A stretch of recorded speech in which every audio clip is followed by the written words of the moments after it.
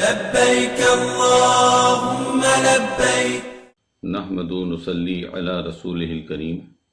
اما بعد فاعوذ باللہ من الشیطان الرجیم بسم اللہ الرحمن الرحیم۔ محترم برادران اسلام، السلام علیکم ورحمۃ اللہ وبرکاتہ۔ جب سے کنفرمیشن کی حج کی خبریں منظر عام پر آئی ہیں، الحمدللہ امت میں ایک خوشی کا احساس اپنا اثر دکھا رہا ہے۔ ساتھ ہی ساتھ حج کے لیے جانے والوں کی خواہشات کا بھی اظہار ہو رہا ہے، اور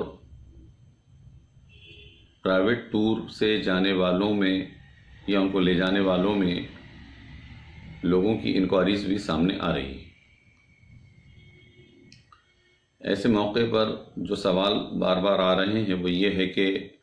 عازمین کہاں سے فارم بھریں اور کس طرح بھریں۔ تو سب سے پہلے سب سے مناسب اور محفوظ طریقہ جو ہے مرکزی حج کمیٹی کا ہے۔ حج کمیٹی آف انڈیا کی سائٹ پر جا کر فارم ڈاؤن لوڈ کر سکتے ہیں۔ فارم بھرنے کا طریقہ کیا ہے وہاں تفصیل سے دیا گیا ہے، اور اس سال سے مرکزی حج کمیٹی نے پورا فارم آن لائن کر دیا ہے، مکمل طور پر ڈیجیٹلائز کیا گیا ہے۔ اس میں جہاں کچھ میرٹس ہیں وہاں ڈی میرٹس بھی ہیں۔ امت مسلمہ کی جو صورتحال ہے، زیادہ تر لوگ ہمارے ربط میں جو ہیں وہ قصبات اور دیہات میں پائے جاتے ہیں، جن کے پاس فارم بھرنے کی سہولت بھی براہ راست نہیں ہوتی اور اس کام کے کرنے کی مہارت نہ ہونے سے پریشان بھی ہوتے ہیں۔ لہٰذا لوگ تلاشتے ہیں ایسے لوگوں کو جو اس کام میں ان کی مدد اور معاونت کر سکیں۔ تو اللہ کا شکر ہے، ایسا بھی طبقہ معاشرے میں پایا جاتا ہے تقریباً تمام ہی شہروں میں، جو حجاج کے لیے خدمت کے لیے اپنے آپ کو فی سبیل اللہ وقف کر چکے ہیں۔ تو اپنے ذمہ داروں سے، اپنے شہر کے ذمہ داروں سے ملاقات کر کے وہاں پر ان کی مدد لی جا سکتی ہے، اور ضلع حج کمیٹی کے سطح پر بھی یہ کام بحسن خوبی انجام دیا جا سکتا ہے، اور لوگ دے رہے ہیں۔ حج کمیٹی کی جہاں بہترین خدمات ہے وہاں کچھ مسائل بھی ہیں، کچھ لوگوں کے اپنے ہیں۔ مثال کے طور پر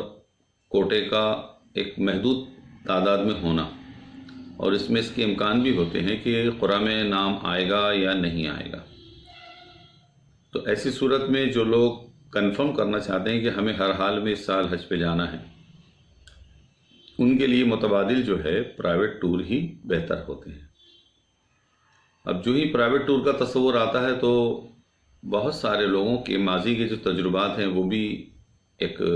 غور کرنے کی چیز ہے کہ کچھ چیزیں ناواقفیت کی وجہ سے، اور کچھ دنیا میں جو دھوکے باز قسم کے لوگ پائے جاتے ہیں بدقسمتی سے، ان کی بعض حرکتوں سے لوگ تشویش میں بھی پڑے ہیں اور سوال بھی پوچھتے ہیں۔ اس میں کہتا ہوں کہ مومن کی فراست جو ہے وہ بہترین چیز ہے۔ اللہ کے رسول نے ارشاد فرمایا، مومن کی فراست سے بچو کہ وہ اللہ کے نور سے دیکھتا ہے۔ حضور کا ایک اور ارشاد ہمیں ملتا ہے کہ آپ نے ارشاد فرمایا کہ مومن ایک بل سے دوبارہ نہیں ڈسا جاتا، لیکن جو انسانی کمزوری ہے، جو معیاری ٹور آپریٹرز ہوتے ہیں وہ اپنی سروسز بہت عمدہ دیتے ہیں، بہت دیانتداری سے دیتے ہیں، بہت اچھی خدمات پیش کرتے ہیں، لہٰذا اس کے جائز معاوضے بھی معقول ہوتے ہیں، اور جس سال کے لیے جو اخراجات لازمی طور پہ لگنے ہیں اور پھر ان کی جو خدمات کا جو ان کو معاوضہ ملنا چاہیے وہ سب ملا کر ایک اچھی خاصی بڑی رقم ہو جاتی۔ اس کے مقابلے میں جو پرفریب قسم کے عناصر معاشرے میں کام کرتے ہیں، یا جن کو اپنی دنیاوی اغراض پوری کرنی ہوتی ہیں، وہ انسانی نفسیات کی کمزوری کا فائدہ اٹھا کر کچھ لالچ اور کچھ سہولتوں کے ایسے اظہار اور اشتہارات دیتے ہیں جس سے انسانی ذہن اس طرف متوجہ ہو جاتا ہے، اور وہ کچھ اس طرح کی باتیں آپ کو بتائیں گے کہ آج آپ ہمیں 1 لاکھ روپیہ جمع کرا دیجئے، باقی رقم ہم آپ سے حج کے وقت مانگیں گے، اور یا 1 سال پہلے کی رقم کا مطالبہ کر لیں کہ آپ کو ہم 2023 میں یا 2024 میں حج کرائیں گے، آج کے ریٹ سے آدھے میں کرا دیں گے۔ تو بہت سارے افراد ایسے بھی ہیں معاشرے میں جو میرے علم میں ہیں، جو اس جھانسے میں آ جاتے ہیں اور اپنی رقم ایسے لوگوں کے ہاتھ میں سونپ دیتے ہیں۔ اس میں خطرے ہی خطرے ہیں۔ اس کے بھی امکان ہے کہ وہ ایسی لسٹ، مثال کے طور پر انہوں نے 100 لوگوں کی فہرست بنائی، جس میں سے ان کے پاس 100 لوگوں کے 1 سال ایڈوانس کی اچھی خاصی رقم جمع ہو گئی، اس میں سے انہوں نے 10-20% کو تو اپنے ساتھ سفر میں لے کے چلا گیا اور بعد میں اپنا موبائل کا سوئچ آف کر دیا، اور باقی لوگ حیران پریشان درماندہ بھٹکتے رہے، کبھی شہر کے ذمہ داروں سے ملتے ہیں، کبھی ایڈمنسٹریشن والوں سے ملتے ہیں، اور کبھی کبھی ایسے لوگوں کو سزا بھی ملتی ہے اور گرفتار بھی ہوتے ہیں وہ لوگ جو دھوکے باز ہیں۔ لیکن ہمارا سال بھی گیا، حج بھی گیا، دل بھی دکھا، پیسے بھی ضائع ہوئے، وقت پر کام بھی نہیں بنا، اور یہ ہر سال کی اخبار کی خبریں آتی رہتی ہیں۔ میرے علم میں ایسے بہت سارے حجاج کرام ہیں جنہوں نے اپنی پوری سال کی کمائی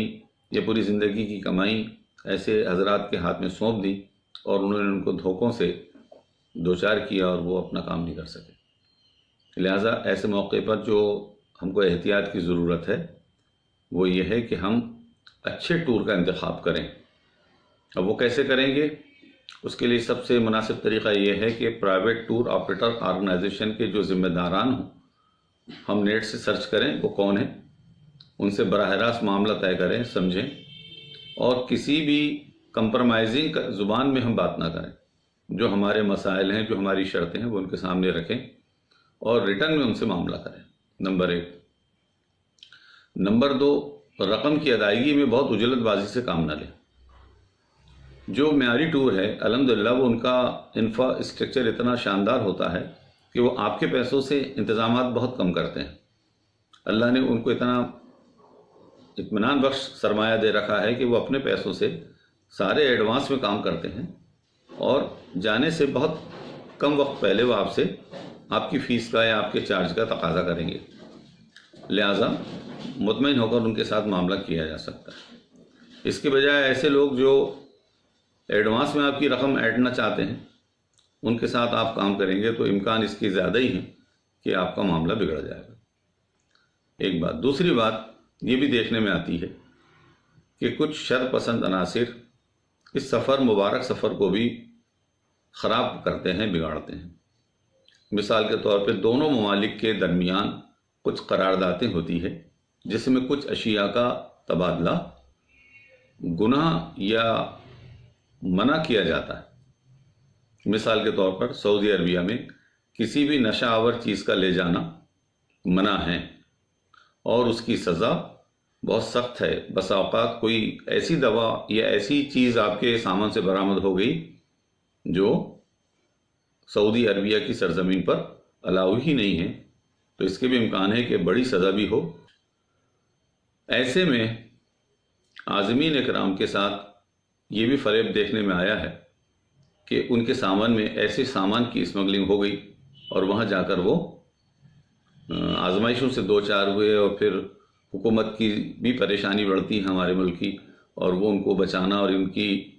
ضمانتیں لینا یہ ایک بہت بڑا ایشو ہو جاتا ہے۔ لہٰذا حجاج اکرام کو ایڈوائز کی جائے گی کہ کم پیسوں کی لالچ میں پڑ کر اپنی ہاتھ کی جائز کمائی کو بھی متاثر نہ کریں۔ اللہ تعالیٰ نے حج انہی پہ فرض کیا ہے جن کی استطاعت ہو۔ قرآن مجید کے اندر اللہ تعالیٰ نے واضح فرمایا وَلِلَّهِ عَلَى النَّاسِ حِجُّ الْبَيْتِ مَنِ اسْتَطَاعَ إِلَيْهِ سَبِيلًا، جس کو اللہ تعالیٰ نے صاحب استطاعت کیا ہے اس پر اللہ کے گھر پر آنے کا اللہ کا حق عائد ہوتا ہے۔ لہٰذا اگر آپ کے پاس اتنا انتظام نہیں ہے کہ آپ سفر کر سکتے ہوں، تو کم پیسوں کے انتظام سے کچھ ایسے فریبیوں کے ہاتھ میں آ کر اپنی حلال کی جائز کمائی بھی متاثر نہ کر بیٹھے، اور بعد میں خود بھی پریشان ہوں اور دوسروں کو بھی پریشانی کا ذریعہ ہم بنتے ہیں۔ لہٰذا بہتر یہ ہے کہ اس موقع پر ہم بہت محتاط ہو کر کام کریں، اور اس میں ایک تحقیق یہ بھی سب سے اچھی آتی ہے کہ جو بھی ٹور والے صاحب آپ سے رابطے میں آتے ہیں یا آپ ان کے ربط میں آتے ہیں، تو ان سے وہ لوگوں کے نام اور پتے معلوم کیے جائیں جنہوں نے ان کے ساتھ سفر کیے ہیں یا ان کے ٹور میں سفر کیے ہیں، اور ان سے براہ راست معلومات حاصل کی جائے۔ تو وہ جو کچھ بیان کریں گے، امید اللہ کی ذات سے کہ وہ بہت مفید اور آپ کے لیے فائدہ مند ہوگا۔ اس موقع پر اتنی ہی گفتگو عرض کرتا ہوں، اور اللہ سے دعا کرتے ہیں کہ جو نئی خبریں کووڈ کو لے کر آ رہی ہیں، اس موقع پر اللہ تعالیٰ اس مرض کی شدت سے پوری دنیا کے لوگوں کو محفوظ رکھے، اور اللہ سے ہم بھی اپنے لیے دعا گو ہوں کہ اللہ تعالیٰ جیسے کہ ایک خوشی کی خبر ہم کو سننے ملی ہے، اس کو قائم رکھے، اور اس سال عالمی سطح پر حج بڑے اطمینان کے ساتھ ہو جائے۔ وآخر الدعوانا ان الحمد للہ رب العالمین، والصلاۃ والسلام علی رسول اللہ صلی اللہ علیہ وسلم۔